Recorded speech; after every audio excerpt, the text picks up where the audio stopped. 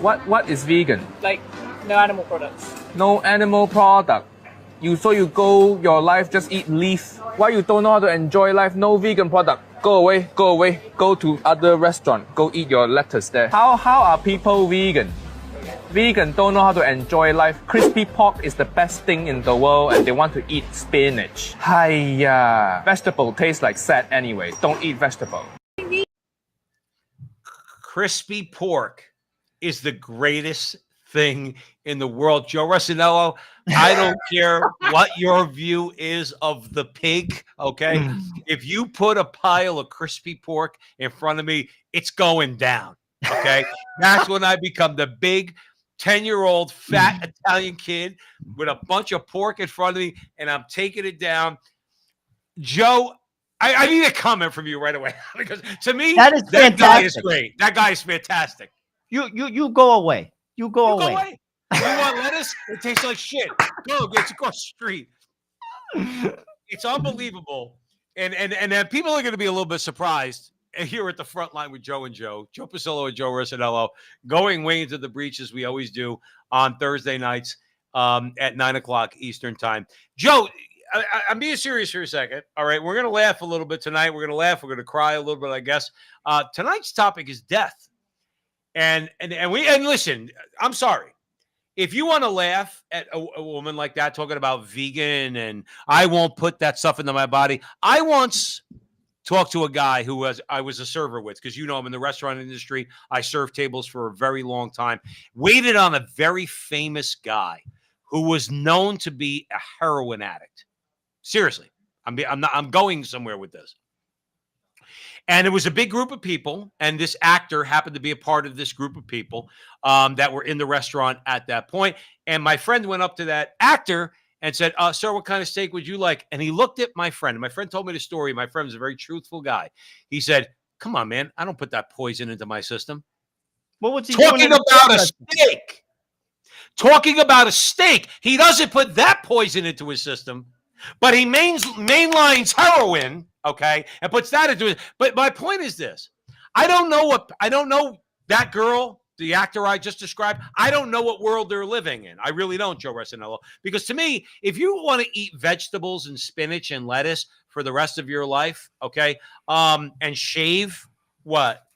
Or add a couple of years, and you can't even know how that will turn out, because anybody could get cancer. Anybody could get emphysema. Anybody could get a whole host of things that will end their lives. But if you're going to go through your life worried about you're not going to eat crispy pork, I'll tell you what.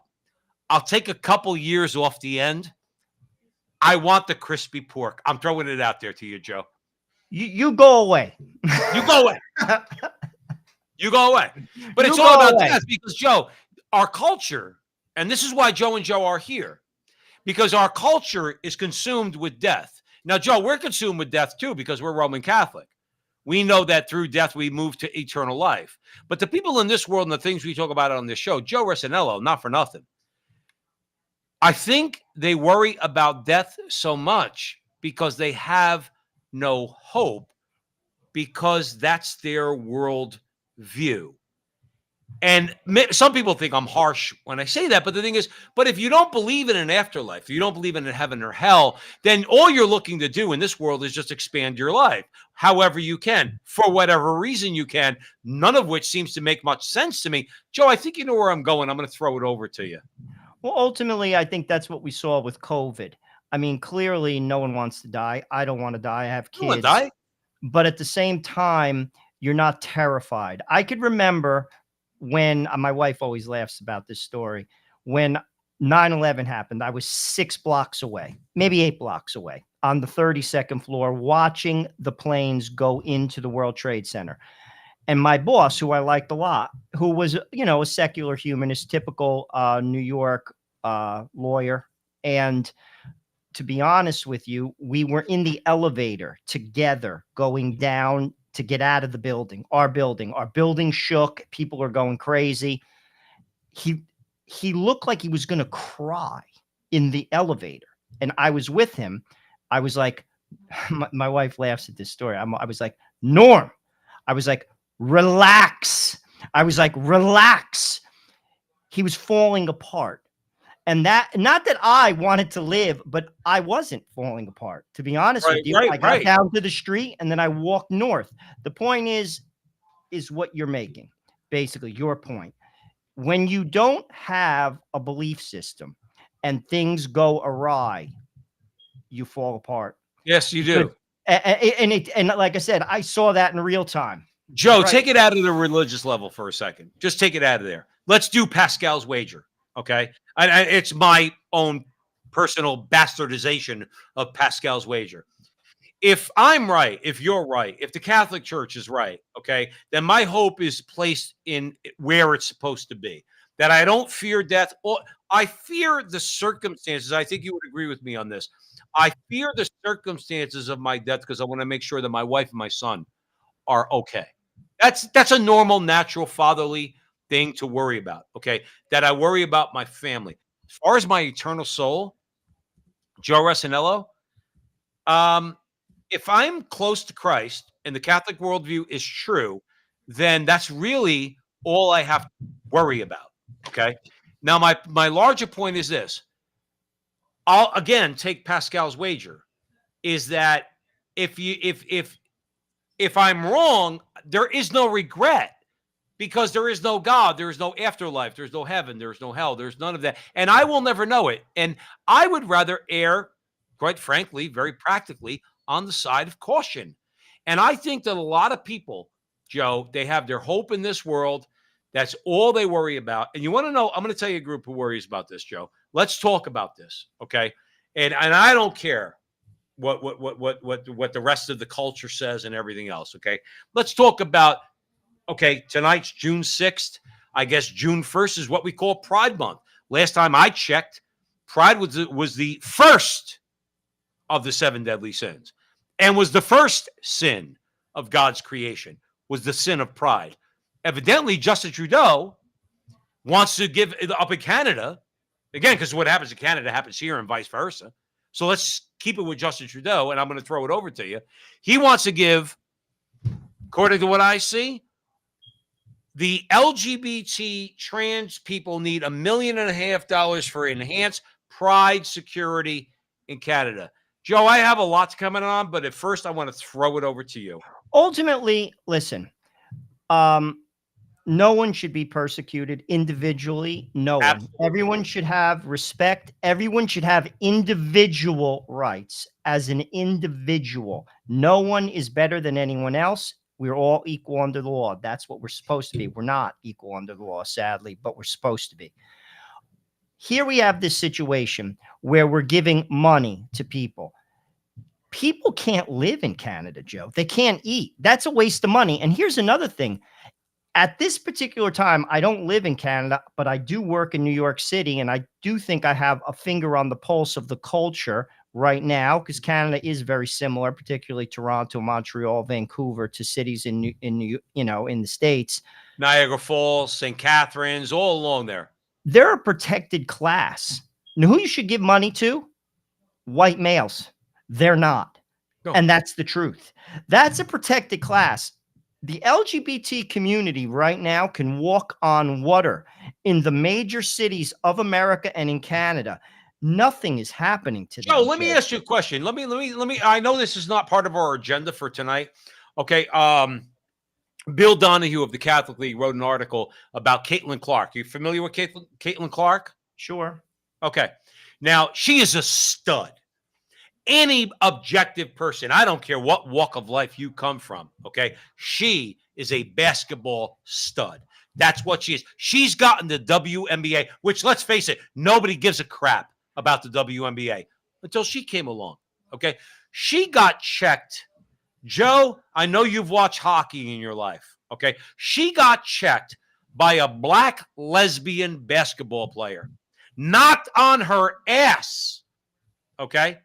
And the whole sports media is kind of just shrugging it off as though it doesn't mean anything. She's the endangered species.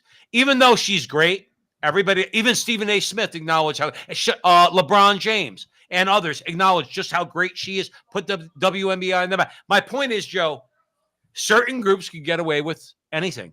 And Well, certain sir- groups can't get away with anything. Right now, I mean, that's always been the case. Getting back to the LGBT community, they're a protected class. That's a fact. And, speaking about what you're saying there, though, the league will stop that. And I'm going to tell you why, because she's bringing money in. That's going to Always end. about the dial, Joe No, but Resinello. it's a What moves fact. the dial? Trust me when I tell you the commissioner of that league, like if I was the commissioner of that league, he does not care about black people, white people, lesbian people, straight people. He cares about money. And they will call all the presidents of every single team and say, if this doesn't stop, you will feel the burn. Joe, And that's why it will stop. They have not been able to fly on private aircraft until Caitlin Clark came along. But that's my point. This is just to be truthful. Charles Barkley, who I like because he speaks his mind, he said the same thing. He said, stop it because she's bringing in dollars. He gets it. And frankly, that's why that's going to stop. But getting back to the go ahead, Joe. I want you to keep going. LGBT community in Canada, ultimately, Canadians could do better with that money, is all I'm saying. That's nothing more than a show. Justin Trudeau is basically pandering to a voting class and ignoring the hurt of his own people. It's Joe Resinello, I want to cut you off. I'm sorry, brother. I'm sorry, my brother, but we're going to talk about this for a second because this is going to segue into another conversation where I want to play a clip. Let's talk about what this $1.5 million, and I guess it's much more than that over the course of a few years. Correct me if I'm wrong. Correct. Okay. It's to offer protection for so-called LGBT people.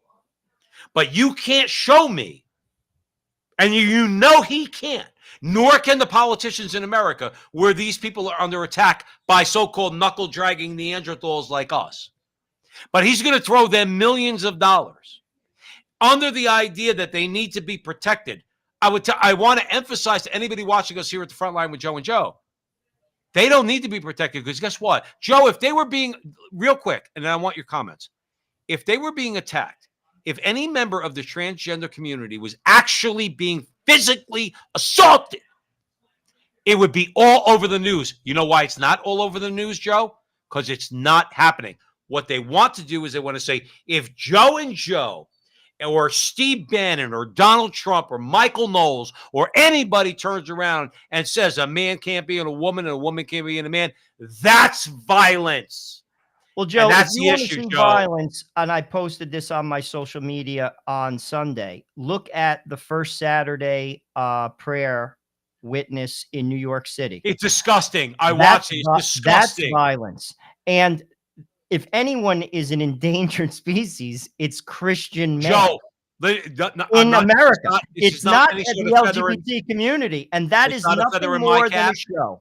It's not a feather in my cap. I don't count it as that, but I just want to say that I've been there. Before I moved to Arizona, I've been in the face of those rabid.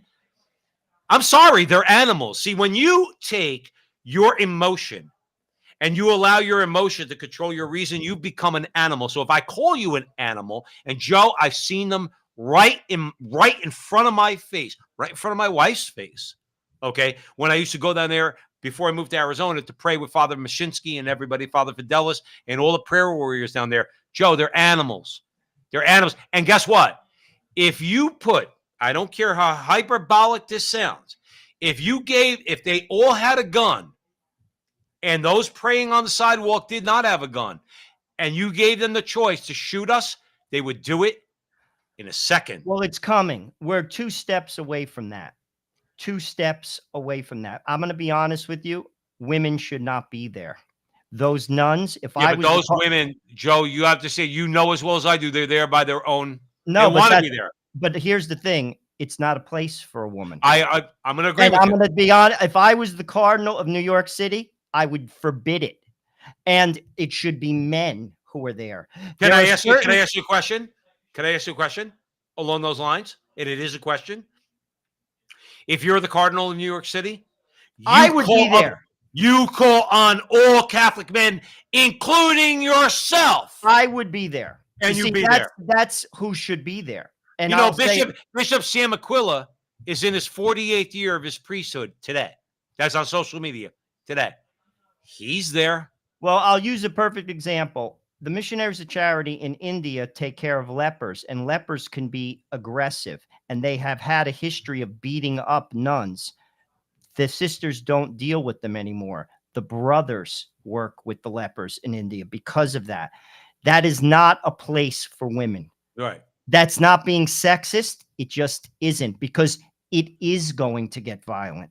It's not when, it's going, it's not if, it's when. And I'll be honest with you, I would forbid it. Like, that is not a place. I wouldn't bring my kids there. I wouldn't bring my wife there. That is a place for men. All the priests should be there, and the cardinal should be standing in front, because if the cardinal is there, the police will be there. That's, well, you see, again, People have to think. Here you go, being practical again. Joe Resinello at the front line with Joe and Joe. Joe Pasillo, Joe Resinello, Way in the Breach. Please share this video wherever you're watching it. There you go, being practical again. I would tell Cardinal Dolan right to his face, if you're there, the cops are there. And that's why he should. That's, you see, again, that's not being political. That's that's being a father. You see, a father protects his children. Right. I have 5. He has millions. And God is going to hold him. I'm not pointing fingers. I'm just telling you. I know. You're being, but this you're is always just respectful here. But all I'm saying is a father protects. And ultimately, there's danger there. So therefore, as a father of 5 and I have a wife, I'm not bringing my wife in. Joe, let me ask you a question. Let's look. We're from Newark, New Jersey. We understand the reality of politics. You think if Cardinal Dolan was standing there on the sidewalk with a bunch of Catholic men and those rabid, I won't say the word, let's just call them those rabid animals, are in front of him, and they go to attack They wouldn't even come close. The police would be there. The mayor, who sympathizes with the animals, would turn around and say, don't do but that. They can't. You have to see, the thing is, Christ says very clearly, you have to be shrewd. You're to be like lambs, but you have to be shrewd. It's the same thing with seeing through politicians. All Justin Trudeau is doing with this money going to he's buying votes. Of course he is. And he's taking money away from regular people. In the meantime, in Canada, they can't buy a frigging gallon of milk. That's my point. And this is where, again, people just don't see through the fog, Joe. They don't see through the fog. It's things are happening right in front of them. And I got news for you. The people who are pulling the strings, they do see it. They understand. Trust me. I've worked in corporate America for 26 years. They never tell you anything. You have to see through the lines to survive. And that's how it works. People don't see. They basically just get spoon-fed by the media, and frankly, they eat it up to their own detriment. And then you're told that it's not this one, it's that one, and they believe that too. Joe, listen, until it happens to them, and that's why we're here at the front line with Joe and Joe. That's why many people are out there, Joe Resinello. They're trying to warn people. Don't think because you're looking at high-profile individuals that they're not targeting you. Yeah, our show. Joe, listen, I don't have a Christ complex. I don't pretend to be persecuted the way many people in this world are persecuted. They shadow ban our show. We've been at this for 6 years. Okay? And every time we gain an audience, we lose followers. It's all in their algorithm. They got it all hooked up. We don't cry persecution. You know what we do? Show up. That's what we do. You know who else shows up, Joe? Just going to throw this out to you. You know who else shows up? Steve Bannon shows up. And they say, well, that's happening to Steve Bannon. It's not going to happen to me. No. Whether it's Donald Trump, we'll get to him in a second, okay? Or Steve Bannon. No, it's happening to us. What the fuck did you do to stop it? Here's what he did to stop it. Nothing. You know why they did nothing? Because it's too fucking hard to do it. They're gutless. The reason this country in the West is in the shape it's in is because The conservatives who talked a good game about doing better didn't have the balls to sit there and fight and say no. This is why you have moms going to school boards to throw this pornography out. The reason we're winning in the United States, we're not depending upon a conservative elite who are gutless and feckless. We're depending upon mothers and fathers and school boards. We're depending upon working class people who are taking their extra time to go to precinct strategy because they said, hey, we're prepared to stand and fight and not let our country be taken. And that's what's important. Everything else is just conversation. You have to have the political will and the muscle to sit there and say, they can call me a racist, they can call me a nativist, they can call me a xenophobe, a sexist, a homophobe, all of it. When they get to that name calling, that means they've lost the argument and we're winning. You've got to draw that pus, you've got to lance the boil and draw that pus out of the system. And the conservatives aren't prepared to do that. They'll curl up in the fetal position because they're not going to be acceptable with the clubs. You have to get over, you have to understand we're unclubbable. And we're unclubbable and we're fucking proud of it, okay? And we're going to save our country. And eventually, leaders will step up in England and come to the forefront and save the United Kingdom. Joe Rossinello, he is absolutely right. And he echoes a lot of what we say on the show. Conservatives? Should I really blame liberals for let's say, or leftists, oligarchs or whatever, for the problems that we have? I blame conservatives. And Bannon's making that point. And by the way, he's actually set to, according to today, we didn't play that clip in front of the court. I wanted to play that clip that he was talking about there because that one gets to the heart of the matter. Steve Bannon, Joe, is about to go to jail for 4 months because conservatives have no, as he said, effing balls. Well, let's break that story down. There's a lot. Go ahead, here. please. Basically, Bannon, Joe is correct. On July 1st, he's going to jail. Why? Bannon refused in 2021 to comply with a subpoena from the House, which was investigating January 6th. Okay. The judge that said he has to go to jail is a Trump appointee and clerked for Clarence Thomas. Let's be fair. Okay. Bannon blew off the panel by asserting executive privilege, despite the fact that he hadn't worked for the White House since 2017. This was 2021. If he had shown up, he would have avoided prison and he could have specified which questions he refused to answer. Now, this is my larger point. I like Steve Bannon. Steve Bannon is a 1%er. People forget that. Steve Bannon went to an Ivy League school. He worked for Goldman Sachs. He funded a lot of Hollywood productions, one of which is Seinfeld. Every time Seinfeld is played, Steve Bannon gets paid. So let me just set this up. Steve Bannon does not have to do this. And this is what I'm talking about. He sincerely cares about this country, whether you agree with him or not. Steve Bannon left the country club. He could be there and he isn't. Okay. With that said, Steve Bannon should have went to the hearing. He has no legal grounds. Or here's the deal. And this is the problem with sometimes the far right and the far left. They're in an echo chamber. They live in an echo chamber. I would say to him is this, Steve, if you want to play the civil disobedience game, then you got to go to jail because this judge isn't woke. This is a real judge. No one clerks for Clarence Thomas, believe me, and is woke. That's never going to happen. For 2 years, you work right next to him. Clarence Thomas is the best we have. So Steve Bannon is delirious. He says it's executive privilege. No, it's not, Steve. You haven't been in the White House at this point for 4 years. Okay, Joe, wait a minute. You go have ahead. to show up. You have to show up. Just like you and I have to pay taxes. A lot of our federal tax money goes to bad things. We could choose not to pay, but then you have to go to jail. And Steve, frankly, I like him. Steve is living in an echo chamber.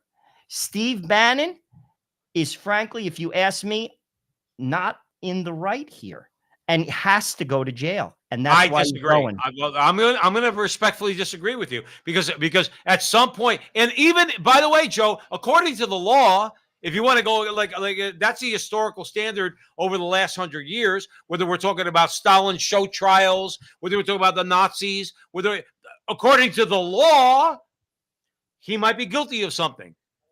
That does not mean it's that does not determine whether or not it's right or wrong. Now, in our society, we do say, well, are we really that far gone? That maybe he should have. Maybe you're right, Joe Resinello. Maybe he should have gone. Maybe he should have responded. But do we try after? And I'm going to play another clip because then we're going to talk about Trump. Should he have? Should he have gone? Even though it was a Trump appointee, should he have gone to court? Should he have even dignified these charges? Should Trump have dignified these charges? My point is that there's something Trump amiss. did. There's something Trump did. amiss, Joe Resinello. No, it is There's amiss. something But here's going the on. thing. If you're subpoenaed, you have to show up, just like you have to pay taxes, and you have to Joe, when fight. we were kids, that's when you showed up for subpoenas. Nowadays, subpoenas are handed out like candy. Well, Joe, I'll be honest with you. The judge isn't crazy. This is not a judge that doesn't know what a woman is. This is a real judge. And and this is the thing. There's ways to fight and there's ways not to fight. We have to be shrewd. There are so many things that I do that I think are ridiculous, but I have to do it. I have to do it because I live in the world. I have to pay taxes. I have to do certain things at work, not that go against my conscience. They're ridiculous, but I have to do it because I have to get paid, because I have to live. I'll be completely honest with you. I had to get the vaccine. I waited till November. My wife didn't get it. My children didn't get it. I had to get it. Thank God. Know why? Because I have to feed my family. I listen to people on social media and I laugh. That is simply a conversation for those who can.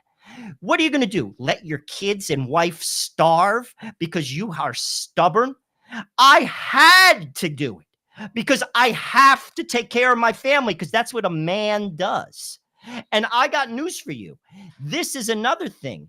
But Joe, real quick, it doesn't make it less of an injustice. I get it, but there's certain realities of life, Joe. Okay, but here's about living in echo chambers. Let's take this a little bit further then. Let's take it. Okay, there's certain realities of life. You forced me because I have to take care of my family to get the jab, and I've gotten 2 of them, which I regret beyond belief. So do I. I'm okay. I get it. Okay, but now you're going to have to deal with my wrath. Okay, you're going to have to deal. You're going to have to deal with people. Hold on, Joe. Hold on. You're going to have to deal with my wrath. You're going to have to deal with people like this. Gotta beat these people. I'm not trying to be dramatic here, but it's been a hard fight. And these people hate our children. Just take more calls. Go ahead, do the next person.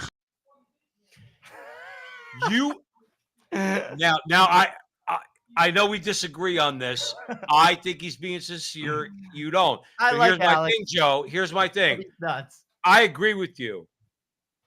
Look, not everybody is perpetual infelicity.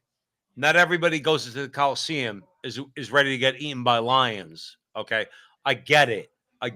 We're called to that. That doesn't mean we have to do that. All right. And you're right. You have to put food on the table. And our blessed Lord knows that making the decisions we make are not selfish, but self. No, but there's a way to fight. But Joe, here, real quick, and I want you to answer this real quick. But they have to deal with the response that we have when the time comes that we have the power to do so. Well, and that's what Bannon's talking about. Ways to fight. Bannon, I'll be honest with you. I respect that he's fighting for people. I respect the fact that he left his privileged place, but I think he could have fought more effectively. There's sometimes things you have to do that you don't like. My mother taught me that years ago, and she always did them first. Get them over with. There's reality to life. You can't live in an echo chamber. Life isn't pure. What I mean by that is this. Again, we all pay federal taxes. Our taxes right now are used for things we don't even want to. And here's the thing, you have a choice. Don't pay, then go to jail, because it's reality. Now, there's hills to die on. There are hills to die on. Well, he's dying on this one. Well, he said my that point he's is, going to I die think on this this one. one wasn't the hill to die on. Just show up and answer the questions you have to answer. Why? Don't answer- Why, Joe? Here's my question. Because Why? you don't go. No, because if you're an oligarch and you're an autocrat and you're asking me questions that you know you have no right to, and I know you have no right to, I know the system, Joe, allows for that. I get it. Okay, I get it. The Soviet system allowed for Stalin to have show trials where people technically were found guilty in a court of law. In the meantime, it was just the will of the emperor. It was the will of Stalin. This is the will of Barack Obama. Excuse me, Joe Biden, or excuse me, the oligarch, or whoever. This is the will of Steve Bannon. Has to go down. Now, Joe, even I want to throw one concept over to you, and I want your response. I mean it. I want an honest response from you. If for no other reason, he's a Catholic brother, and I want to defend him. If for no other reason. I try to look at things not from a tribal perspective. And like I said, Joe Biden's a Catholic brother, and I disagree with him. He's not my Catholic. I'm sorry, Joe. He's not my Catholic brother. He's a baptized Catholic. He is, but he's not my brother. He's not my brother. Everyone's my brother. I try to listen to everybody. I really do. And I'm going to be honest with you. There's ways to fight, and you see, sometimes, again, getting back to the echo chamber, it's healthy to listen to people. You don't have to agree with them, because when you listen to people, you see them as human. And here's the thing. Of course, it's a show trial. Joe, I got news for you. The Senate and the Congress is a show trial. When Ted Cruz grandstands and grills Merrick Garland, that's nothing but a farce, because nothing happens. It's all a farce. It's funny you're saying that. It's funny you're saying because that. It is. Hey, it's all a farce. But what I'm talking about is fighting smart. I'm not going to die on a hill I don't have to die on. There's Joe, but people going to jail is not a hill to die on? Joe, all he had to do is show up, and on the questions he didn't want to answer, just say, I'm not answering that. And then you don't go to jail, and you continue to be effective in your role. Okay, he takes himself out of the role because he's cutting his nose off to spite his face. There's times and ways to fight. But Joe, there is one practical thing he's got that he maybe I'm throwing it over. Joe, I'm not being, a lot of this is me just kind of being devil's advocate. No, I get it. Steve Bannon is worth a lot of money. Yes, he was Goldman Sachs guy going back in the day. Hundreds of millions of dollars. Oh, no. Steve Bannon, don't worry. Financially speaking, Steve Bannon could go to jail for 20 years. Now it's going to hurt him. It won't hurt his family because Steve Bannon is financially okay. But that doesn't mean he's not sacrificing. He's not. Oh, he is. No, I get it. Where we disagree is I think he could have avoided this one. By the way, he's going to be sentenced in another criminal trial in New York State, and he's going to get banged on that one.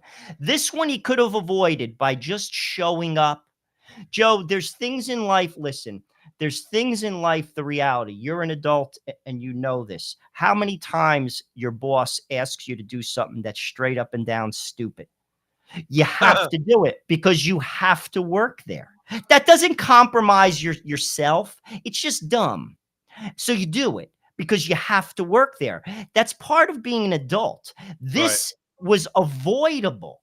All you got to do is show up. Unless he's using, Joe, he's using going there on purpose to rally. I thought of that. And here's the thing. Some might say that Martin Luther King did the same thing by going to jail. And again, we all know the power of martyrdom because we're Roman Catholic. So we know that, okay? The power of the example of those who allow themselves to be persecuted. Now, I'm not denigrating certainly the martyrs of the early church and Perpetua and Felicity and all the St. Stephen and all those people died for Jesus Christ, okay? I'm not trying to denigrate that in any way. There is a power in allowing the oppressors, those who would commit injustices on you, to do that so that you could respond to that and awaken other people to that. That could be a strategy. I'm not in his head. And I actually thought of that too, that he thinks that maybe that could rally people. That's possible. All I'm saying is this, because I've seen it. It's on both sides of the aisle. Echo chambers are dangerous because it's good to talk to somebody that doesn't agree with you. It doesn't change your mind, but it's healthy. I work with tons of people that don't agree with me. I work in New York City. I work with tons of people that they don't sway me. I go to mass every lunch and they know I do and have for years. My point is, it's healthy though. Living in a chamber where you only hear the same thing, frankly, sometimes, and also the executive privilege, Steve, it's not an executive privilege. You went to an Ivy League school. You haven't worked in the White House at this point for 4 years. The judge subpoenaed you. He's not insane. Unfortunately, you have two choices: go to jail or show up.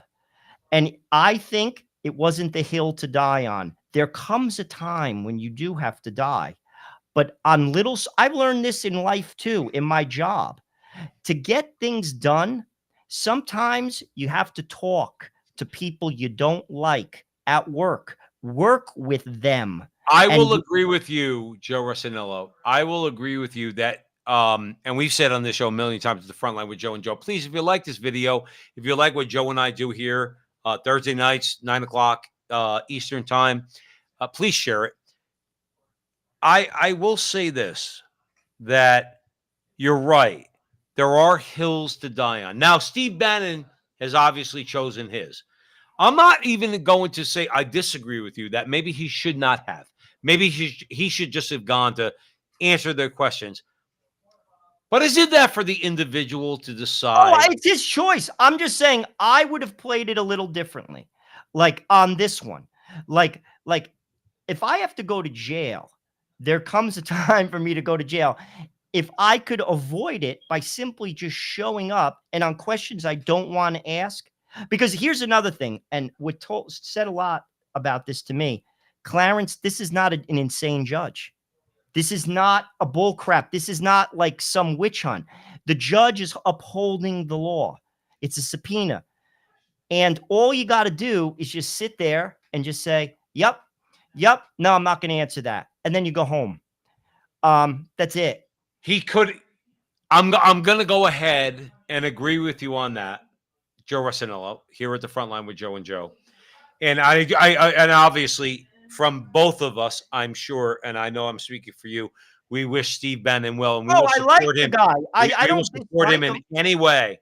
I love Steve Bannon. I really do. He's got balls, Joe. I will say that. I will agree. Dude's got balls. I would agree. Now, remember, there's a lot of guys, Joe, in human history that have had balls. Julius Caesar had them, and Alexander the Great had them. Like, there's a lot of guys who have them.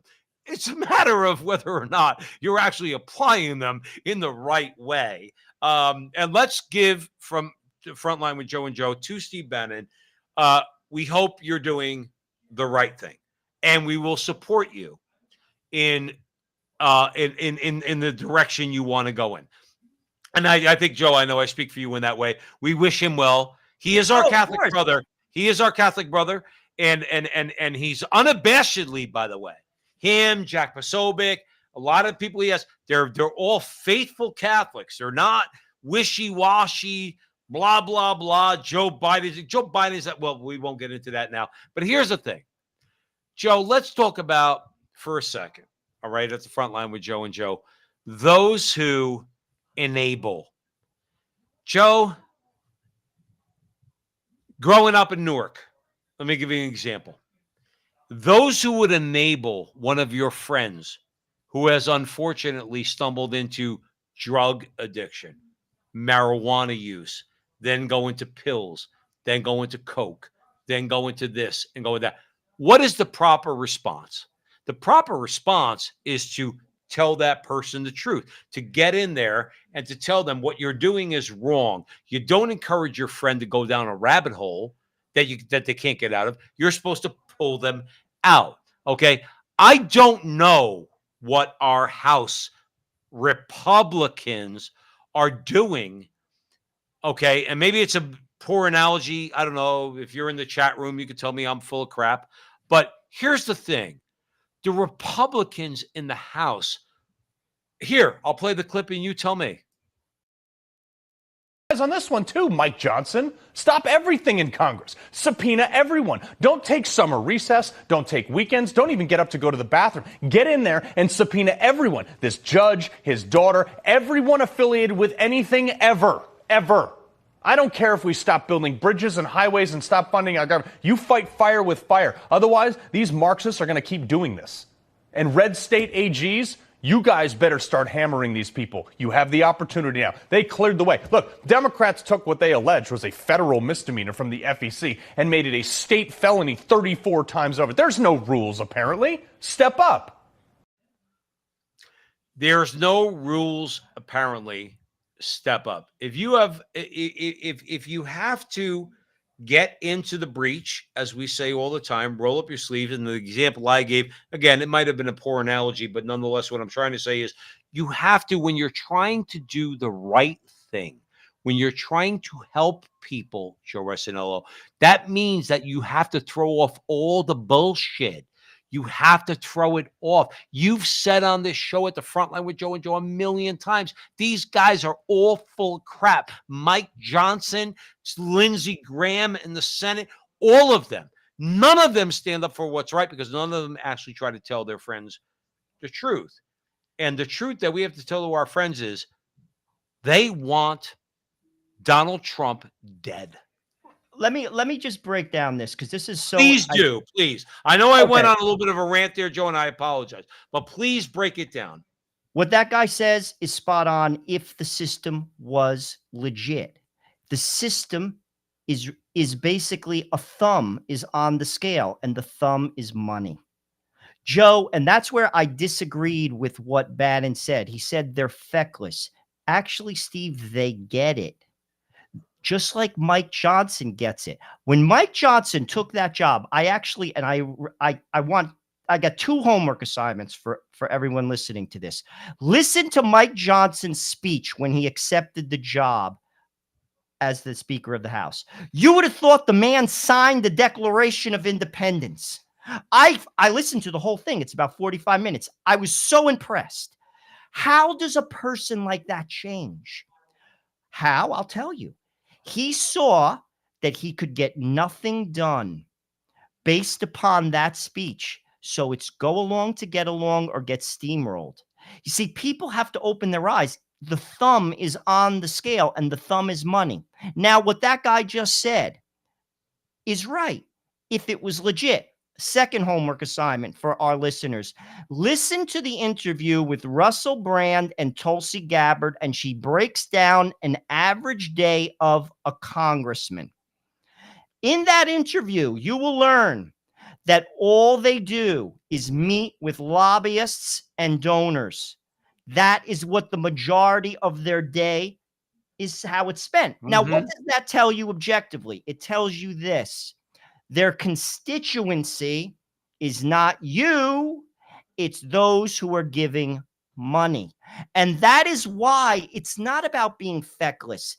They don't represent us. The Republicans are nothing more than a controlled opposition. They're on a leash. They're on a leash. Notice the Koch brothers. They give money to both sides because they're above politics.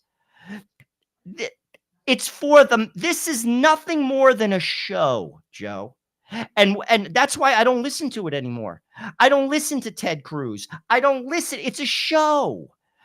We have to fix the system, and then we could have debates. Do you know that Patrick Deneen was recently did an interview with Bishop Barron? Did you see that? I didn't yet, but it's something.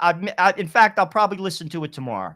I got an ebook. I ordered it from, and I would recommend to anybody who order Regime Change by Patrick Deneen. Joe and I had the privilege of interviewing Patrick Deneen, Notre Dame professor, political philosopher. And really what he's saying is that liberalism has failed. That was the conversation that you and I had with him, that liberalism has failed. This idea that you could do whatever you want, you're your own autonomous being, and you could do whatever you want, that's failed. It's demonstrable. And that's what he had in the first book. Second book is regime change. And what does it look like? Joe Rossinello, what does it look like? Now, I would ask you a question. Is the, let's say there was a hot civil war, Joe. We don't want that. You and I don't want that.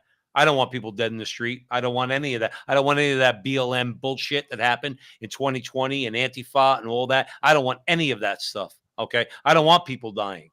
Okay. Unfortunately, it might come to that point. What does the regime look like if that was to happen? And let's say, for argument's sake, their side wins or our side wins. What does that look like? Because guess what? Does our Constitution change? Does our Constitution become irrelevant and we have a new Constitution? Do we do what we do after the Civil War and have, let's say, for every amendments to the Constitution? So we keep the structure in place, but we have all these amendments. What form does it take? And you want to know what, Joe? I'm being very, very hypothetical right now, and I apologize, but I really want your response to this. Does anybody really even think that far into the future? Because I don't think they do. I don't really think. I think people are so worried about what they get in the moment right now, and they don't think that far. And that's why I brought up Patrick Deneen, because that would involve a transformation of America, and I don't think people are actually prepared for that. Well, they're definitely not. I mean, Patrick Deneen, what he basically said, it was liberalism won, but because it won, it will collapse under its own weight.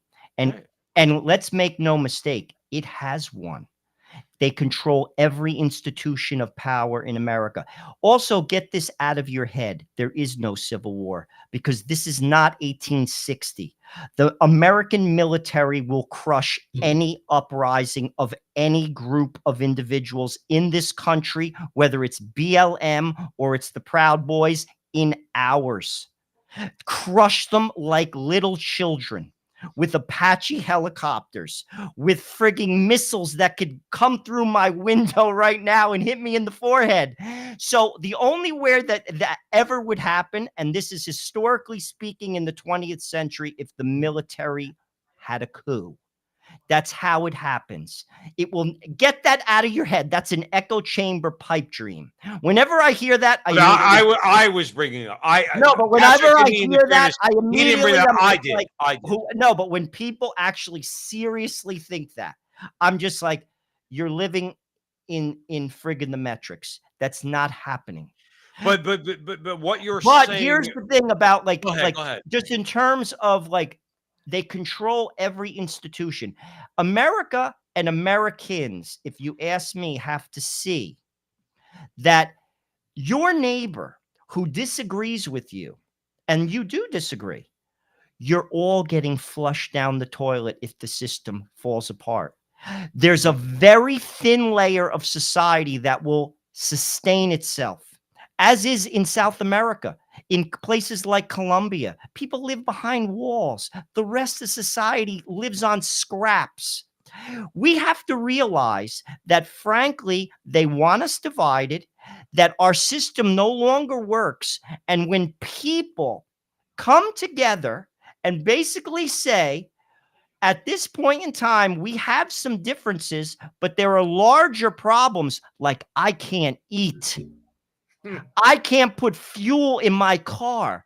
I can't afford oil for my house. And I wonder how much people are going to worry about their abortion rights when they can't put food. No, I got news for you. They won't. You see, I'm going to give you the example. Brazil. There isn't really a race problem in Brazil. Know why? Because everyone's poor. They're a class problem. No, but yes, but that's the direction it's going in this country. Joe, the middle class is shrinking. The largest exchange of money just took place in the history of America as a result of COVID. It's shrinking. And here's the thing, to your point, too many people think, well, I'm kind of in the upper middle class. I kind of have an extra shore house, and Do I they have a think, fancy-" Joe Rossinello, do They they think think they're going to be safe. They're well, do not. they think okay, do they think that they're not going to die? Like, I hate to No, sound but so they actually think that they're going to weather this how? How? No, because like, I they're would like to break it delusional. to people. Look, power is one thing, money is another. People equate money with power, but they're not the same thing. Okay. If you have money, that does not mean you have power. So the bottom line is this: when the shit hits the fan, okay, and you have what, 10, 15, 20 million, do you think you're rich in America? If you have $10 million, yeah, okay, you're doing real well. You're certainly not suffering. Okay. But do you really think you're rich? And do you really think that when all the crap comes down, it's not going to affect you? Here, Joe, we started this conversation talking about the theme of this show was death. Let me play this for you. He's come down 34 yesterday, and your father goes out there and just basically raises the middle finger and says, we're going to win anyway. This was a rigged, disgraceful trial. The real verdict is going to be November 5th by the people, and they know what happened here, and everybody knows what happened here. And within hours, Benny Thompson of Mississippi, who's a monster, Democratic congressman, introduces legislation to pull his Secret Service. Yeah. So basically they're saying, okay, we'll kill you now. If he goes to prison, we want to pull his Secret Service. So basically, if we put him in a cell, we're going to put him in a place where he could be murdered. But that's by, a death threat. Of course it is, but from a member of Congress. Again, should it surprise us? I mean, you look at half the congressmen, you get in their faces, make them feel it. I mean, they can say these things and they are lauded as heroes. If we said something even remotely like that, we're literally in. He's come down 34. So where I'm going with this is that in that clip, what you see is that they will, and that they are the enemies of humanity. Okay, that's what they are. And we're going to play another clip in a little bit with Jordan Peterson and Tucker Carlson, okay, talking about similar things. Is that death is, it doesn't matter. You see, you're dealing with people, Joe, and we started out this conversation talking about those who lack hope, those who don't believe in anything transcendent, whether it be the Catholic God and the God that the Catholic Church proposes, or any other God. There's nothing transcendent. There is no natural law. Yuval Harari says that, makes it abundantly clear you have no rights. That's his way of saying, if I can cut you open and cut your throat and put you in the friggin' ground, you have no rights. You have no inherent dignity. Joe, they say it every day. And here's my issue, and I want to throw it over to you. There's a lot of people that don't have a problem with that.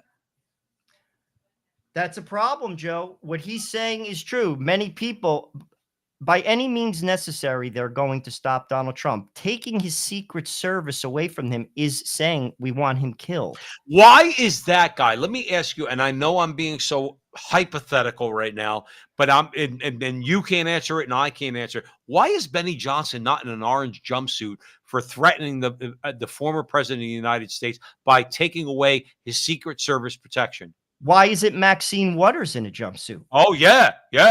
But here's the thing. Like, let's be honest. The people who control everything see Donald Trump as a threat. And they don't see them as a threat. You see, but not enough people see that. See, RFK, I'm going to be honest with you. We'll use 2-3 people that are very different. Bernie Sanders, RFK, and Donald Trump. Very different. What do they have in common? They're anti-establishment. Bernie Sanders, before he ran for president, what I heard was he was the most hated man in the Senate by both the Republicans and the Democrats because he didn't play ball. Mm-hmm. And the power brokers, not the faces that we see and those ridiculous Congress hearings that are nothing short of a waste of time, but the power brokers. It's very frustrating to watch those people. But I don't pay attention to it anymore because I don't believe in it anymore. The power brokers that pull the strings of those people ultimately see them as a threat and will never allow them to have power. Bernie Sanders, RFK, or Donald Trump. They want someone they can control, like George W. Bush, like Barack Obama, like Joe Biden, like Kamala Harris, like Bill Clinton. They're controllable. And who's another one that wasn't allowed to be the president? Was Jimmy Carter. His own party attacked him because he didn't play ball, and they got rid of him. I don't agree with Jimmy Carter, but Jimmy Carter didn't go along, so he had to get along. Get out, Jim. Go and build houses. They are about power. They're not about you, and people have to see that. And when People we don't, do, Joe, but we many unite. people, but Joe, many people in America, because they're union or because they're minority or for a variety of different reasons, excuse me, they say that still is my party. And I would say that, you know what? You know who your friends are? Your friends are not Joe Biden or Dick Durbin or Kamala Harris or Cory Booker or anyone. You know who your friends are? Your friends are Joe and Joe. Joe, 100%. And let me give you an example that's going on right now. You're seeing in the Black community rappers. You're seeing people on the streets. Did you see? Hear me out. Go ahead. They're saying they've been betrayed by the very people they thought were on their side. And by the way, the Democrats saw this coming. They saw that the Black vote, they know the line that they needed to get in. They had to get a certain percentage of the African-American population in cities, and they weren't going to get it. So what did they do? They opened up the borders to get a new voting class. And the Black vote, I'm listening to it in speeches. I'm listening to it in people on the streets. They're like, they're giving our facilities to these immigrants because they used you. And these very people that you think that you're part of a tribe and they represent you, Republicans and Democrats alike, turn Fox off and turn off NBC. That's They right. represent you. They're using you. And you're going to be thrown aside. And that's happening in real time right now. You watch and you could watch how the mainstream media, because at the end of the day, one of the main shoes that has to drop is the mainstream media has to have their power taken away from them, is their view towards African Americans and Hispanic Americans. Hispanic Americans predominantly, once they know what the Democrat Party is about, they're not for it. Because all those people that come across the border primarily are Catholic or some form of Christian or are pro-life. They don't want to hear about gay marriage. They don't want to hear about any of this transgender stuff and all that. And African-American Snoop Dogg came out recently and said that he's going to support Donald Trump. This is the same guy that a couple of years ago did a video mocking the execution of Donald Trump. Now, here's the thing. Let's play this, Joe, and we'll wrap up the show with this video. May I just answer one question raised by your eloquent and absolutely right analysis of the World Economic Forum, and that is, what spirit animates them? Well, if you believe people are the problem, then that is, of course, a genocidal spirit. If I believe that the problem with my kitchen is it has too many mice, the solution is to kill the mice. Too many roaches, I kill the roaches. They're the problem. They're the impediment. And so make no mistake, and this sort of tracks with what I was saying earlier, don't lie to yourself about the agenda. If people are the problem and you're a person, then your life is in the way of whatever goals they're seeking to achieve. By definition, am I missing something? No, I'm not. But all of us, it's so grotesque because, to further elaborate in one sentence, it's a demonic spirit, just to be clear. Any spirit that seeks to hurt, kill, divide, demoralize other people is a demonic spirit by definition. So that's what animates it. You're the target, and don't lie to yourself. Don't lie to yourself is the point. Is that I would tell people that, Joe, disagree with us on a number of different things. Don't lie to yourself. You're irrelevant too. See, these are people, and Tucker Carlson has it exactly right now. I'm going to throw it over to you, Joe, to wrap it up. There are those who hate humanity. They have a very dim view of humanity. They don't have even a remotely, forget about a Catholic or Christian worldview of humanity. They see no intrinsic value in the individual person.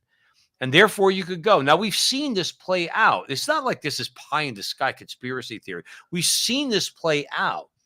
post-Enlightenment, the Enlightenment was a reaction to, let's say, for argument's sake, Christian civilization going back 1,000 years. And then it devolved.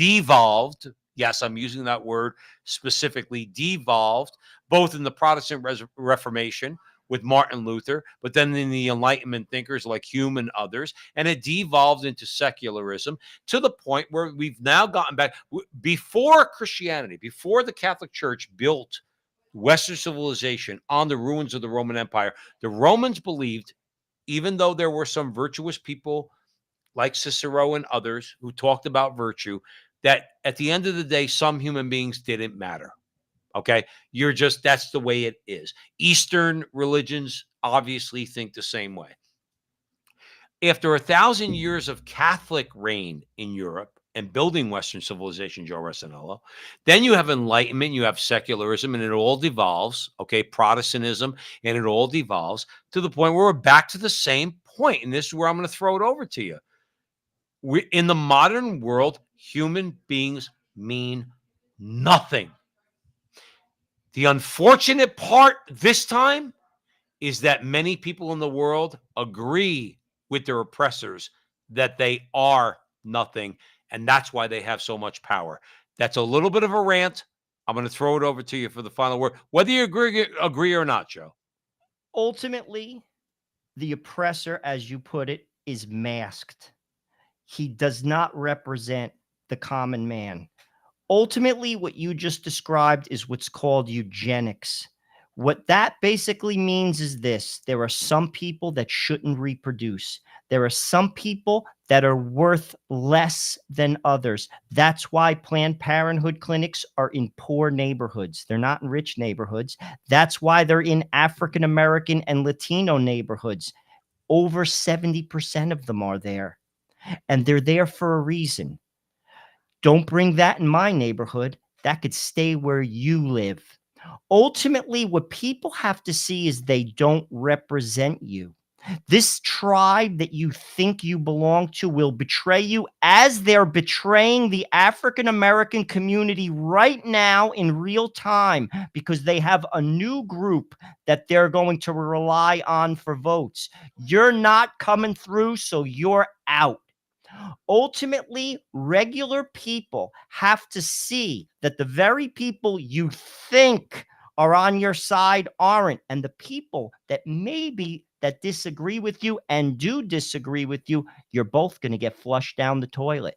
So it's about time that we see things for who and what they really are, who the real enemy is and who isn't. And many times, if you look deep within yourself, you'll see that the real enemy is not your neighbor.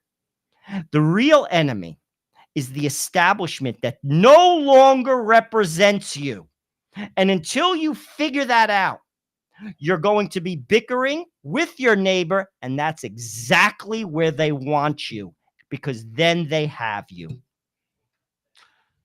Joe, I wish people, we started this show a long time ago, and we're growing, thank God, and we ask you to share this wherever you can, particularly on X. It's a matter of raising people's consciousness. Why? Because they're going to agree with us on everything? No, they're not going to. But if at the very least on these very fundamental concepts, like death, I said the theme of this show is death. Talk about death to Donald Trump. Tucker Carlson talks about their view of humanity is that you're a virus. Go watch the movie The Matrix and the villain in The Matrix. Hollywood many times has it right, because Hollywood agrees with a lot of this crap, where the villain in The Matrix says human beings are a virus. This is the way they view people. The only thing is, though, the only human beings that are viruses are all out there, certainly not them and their families, and they seek to set up systems that reinforce that. And I will say this, and then we'll go, Joe, is that Christianity and the Catholic Church in particular has a worldview that is directly opposed to that. And that if you feel in your heart and in your mind that you are special without anybody telling you, with any human, Joe and Joe, your priest, your rabbi, your this or that or whatever the guy, you just that you're not an accident of evolution, that you actually have a purpose and meaning to your life. If you came to acknowledge that, then many of these people, Joe, would not have the power that they have. And unfortunately, they do. And it's our job, Joe and Joe, and many, many, many people out there, to make sure that we could do whatever we can to raise the consciousness of the American people, so to better our state and bring power back to ourselves to create a society that we know would be a good and just society for all its problems. Because, Joe, not for nothing, right now I feel I'm in Dante's seventh circle of hell in America. So the only place to really go is up, if you know what I'm saying. Joe, I'll give you 30 seconds for the final word. I'll be honest. I think we've said it all, you know, not to beat a dead horse. All I would say is this: get out of your echo chamber.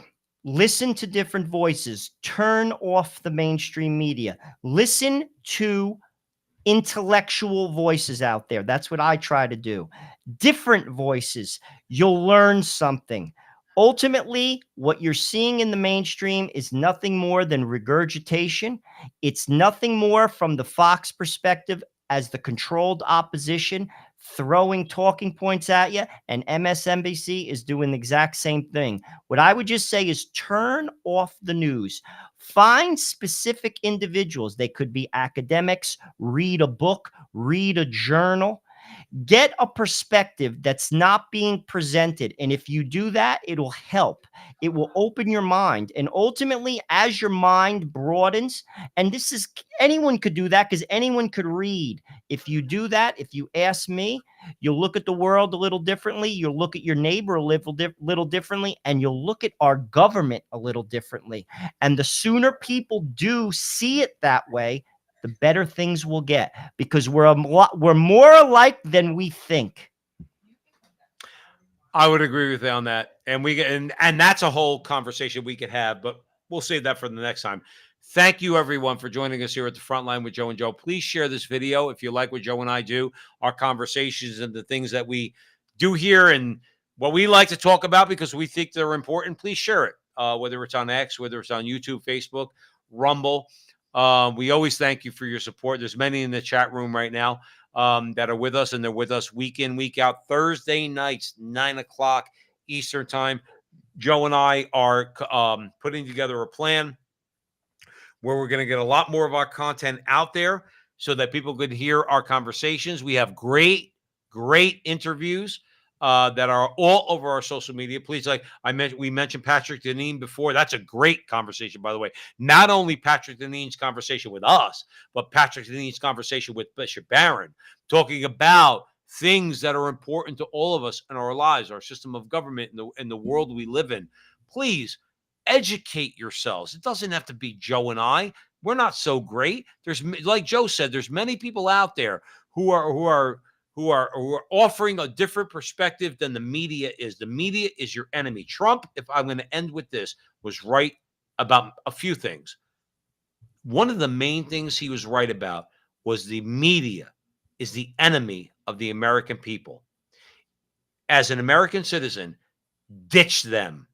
Ditch Fox News, ditch CNN, ditch MSNBC, ditch them all. Your best source of news right now in America is on social media.